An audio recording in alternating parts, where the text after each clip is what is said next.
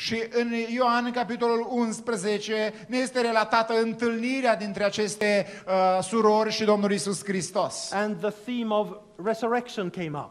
Și acolo se discută, apare în discuție tema învierii. Of course, because they wanted Lazarus to be alive. Desigur, pentru că ei și-ar fi dorit ca Lazar să nu fi murit, să trăiască. And in verse 25 of John 11, Jesus says, Și în versetul 25, Ioan în capitolul 11, Domnul Iisus spune: I am the resurrection and the life. Eu sunt învierea și viața. I am the resurrection and the life. Eu sunt învierea și viața. He does not say, I have the resurrection and the life. El nu spune că eu am învierea și viața. He doesn't say, I will give you the resurrection and the life. El nu spune că eu vă voi da vouă învierea și viața. He says, I am El spune, the resurrection. eu sunt învierea. It is wonderful to think that he has it and that he gives it. Este minunat să știi că Domnul Iisus are învierea și El o oferă, învie pe oameni. But it's even greater to think that Jesus himself is resurrection and life. Dar este ceva mult mai grandios să știi că Domnul Iisus Hristos este învierea care învie pe alții. He said this before he died. El a spus acest lucru înainte de a muri. So it is a statement, a prophetic statement about the impossibility for death to keep him later. Aceasta este o afirmație profetică despre faptul că moartea nu are nicio șansă să-l țină în moarte. I am the life means that I will always remain life. Eu sunt viața este modul în care el se definește că întotdeauna voi rămâne în viață. Several times Jesus says these things, I am. De câteva ori Domnul Iisus Hristos a făcut această afirmație, eu sunt. I am the good shepherd, etc. I am the Eu bread of sunt life. unul păstor, eu sunt pâinea vieții și așa mai departe. The Greek way of expressing this in the New Testament is in Greek ego eimi. În limba greacă a Noului Testament sună ego eimi. That means I am. Și tradus motamo ad litera înseamnă eu sunt. He uses a reference evidently to the name of God himself. El folosește această sintagmă, această formă de formulare a frazei, a propoziției, referindu-se la Dumnezeu însuși, la persoana divină. This is the name we know, God's name, when it was given to Moses in Exodus chapter 3. Noi știm despre numele lui Dumnezeu, nume pe care Dumnezeu l-a revelat lui Moise în capitolul 3 din Exod. Eu sunt. Tell the Israelites that I am has sent you. Spune evreilor că eu sunt și eu te-am trimis. This is the always existing God. Aceasta se referă, îl definește pe Dumnezeul care există din totdeauna. This is the always present, omni and always present God. Este un prezent etern, Dumnezeul care întotdeauna a existat, există și va exista. Christ is our life. Iisus Hristos este viața noastră.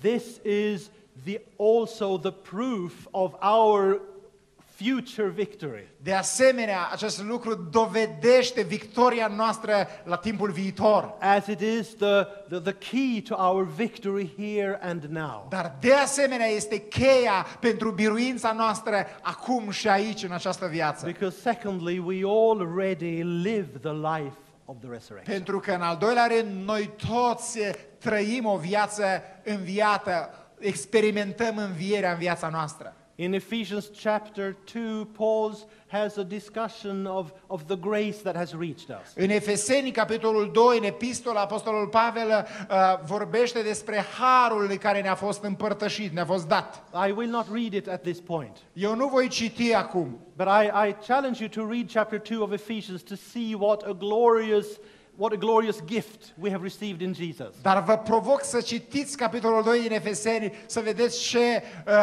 promisiune, ce dar glorios am primit prin Isus. One of the points Paul is making is that we are already forgiven by grace. Și unul dintre punctele pe care le scoate în evidență Pavel este că noi toți deja suntem iertați prin harul lui Dumnezeu. And in this forgiveness also lies the power of forgiving and of conquering all evil. Și în această iertare pe care noi am primit-o, am primit puterea de a ierta și de a învinge tot răul. Already now we live the life of the resurrection here in this world. Deja, acum și aici, noi trăim vieți înviate în această lume.